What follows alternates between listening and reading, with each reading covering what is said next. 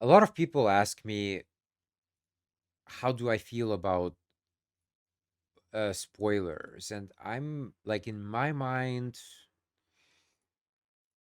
personally, I don't mind because even though like I see what happens, I still want to do it by myself. Like I don't have this feeling that, oh, okay, I've seen it, so who cares? No, I still want to do it by myself. And besides, I never watch the whole things. I never watch whole spoilers anyway. Usually, I really jump around the video and I just see bits and pieces. But again, to see the whole thing, you really have to play it by yourself. So no, I don't mind spoilers, as long as it's not like, I don't know. Like I don't feel bad if I see spoilers. For example, if you watch anime, right? So like you have some characters at the beginning, maybe you like a character and just for curiosity you start to read about them, right? So maybe like in the wiki or something it will say, okay, they're still alive, or they're sick, or they're dying, they're dead. That's okay, but I would still like to know like how it happened. I want to know the process. Like, okay, yeah, sure, now I know the result and it's not a surprise anymore. That's true. But for me, it's more about the process more than the result.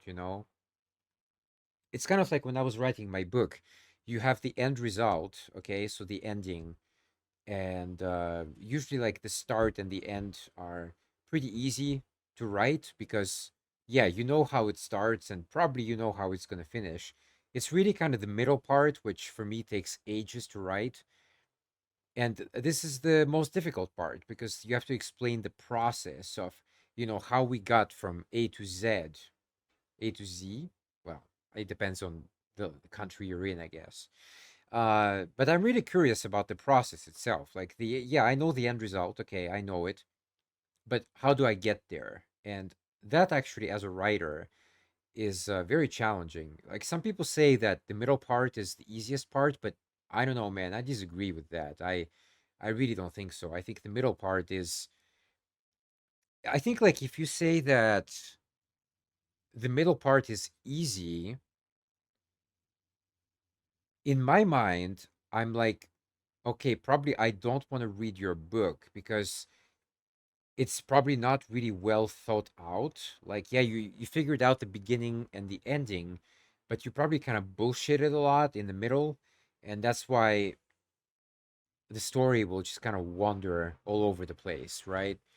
And for me, actually, no, the middle part is the most difficult part because I have to explain exactly what happens to reach that particular ending. And yeah, for me, that's the thing. So with spoilers, for me, it's kind of the same thing. So even if I know the end result, I still want to know how the story got there.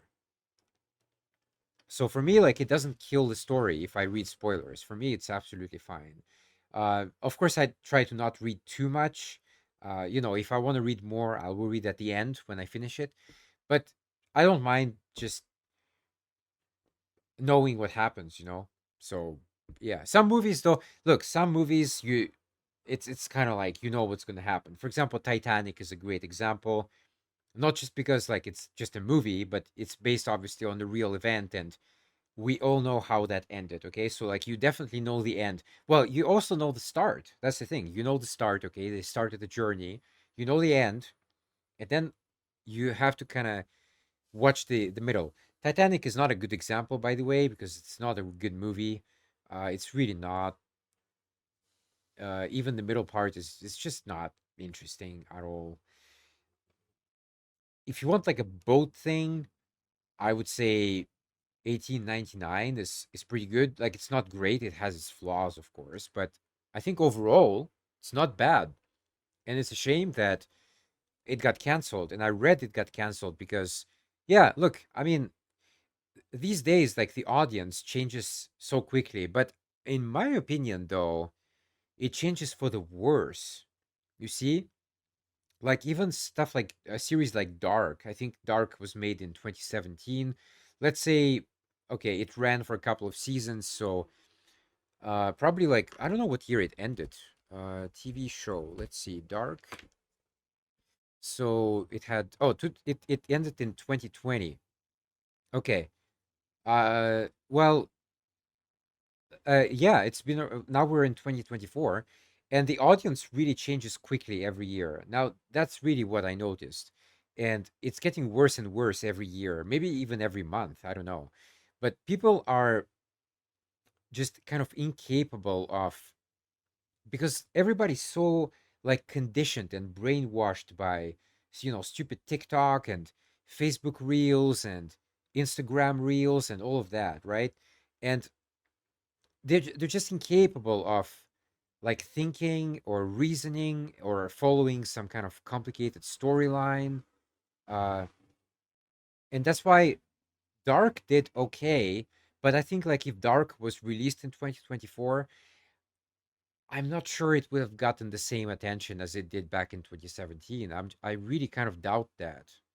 I really doubt that actually, because the audience has changed for the worse. Like now, like 1899 had its flaws. Okay, let's not pretend that it was a flawless show. It definitely had some parts which were very redundant and repetitive. Overall, like it was interesting, but it definitely had its flaws. However, you still have to follow the story. Like if you don't follow it at all, you're gonna be completely like confused and like what's going on? Why is this character back? Why is this character gone? Like what's the relationship between like the main character and the other characters? If you don't follow what's going on, you're definitely gonna be very, very confused. So, but I don't know if people can really follow these days too much. Uh, let me see here. Yeah, 7.3 on IMDb. I mean, it's not bad, 7.3. I think anything over 7 is respectable. I wouldn't say it's great, but it's respectable. It's worth a watch. 77% on Rotten Tomatoes. But yeah, it's a shame it got canceled, really. I don't know. The acting was pretty good, I thought. Like the actors were pretty well cast. I mean, there were a few which like not great, but overall not bad, not bad.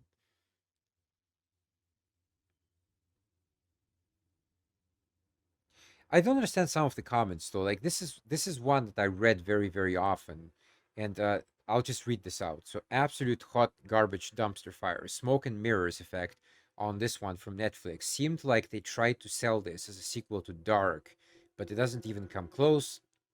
Hard to believe it was the same creators. Okay,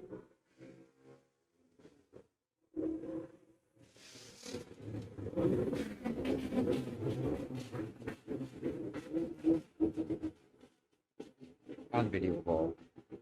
Like seriously, fuck, stupid motorcycles. All right, so this type of comment, I believe it comes from idiots because I watched like the trailer back then when it came out, and I didn't get the feel that it was the sequel to Dark. Okay, like never. So I think this comes from some kind of a group of morons on the internet that assumed that, oh, okay, it's the same creator, so it must be a sequel to Dark, even though the trailer had no hint whatsoever that it is. Okay, like yeah, the captain guy is the same actor, okay? Like he's in Dark as well. But that doesn't mean anything. And but a lot of people like conflated the two and they're like, okay, so it's the same guy from Dark, so then it must be a sequel to Dark. But it's not. It's not. It's just the director probably likes working with that particular actor. He thought his face or whatever would be good for that show, and that's why the actor was cast. It's not because he was in Dark, and it's not doesn't mean that it's connected to Dark. It's just like there's a bunch of idiots out there, and there's like a lot of them actually here. If you look at the reviews, I would say that probably I would don't know, like it's hard to read because there's no percentage, but 15% probably think the same crap as this guy who commented. What an absolute dummy. And of course you can't even see the profile. It's like, yeah. Oh, you can actually, header D, but you can't click on it or anything.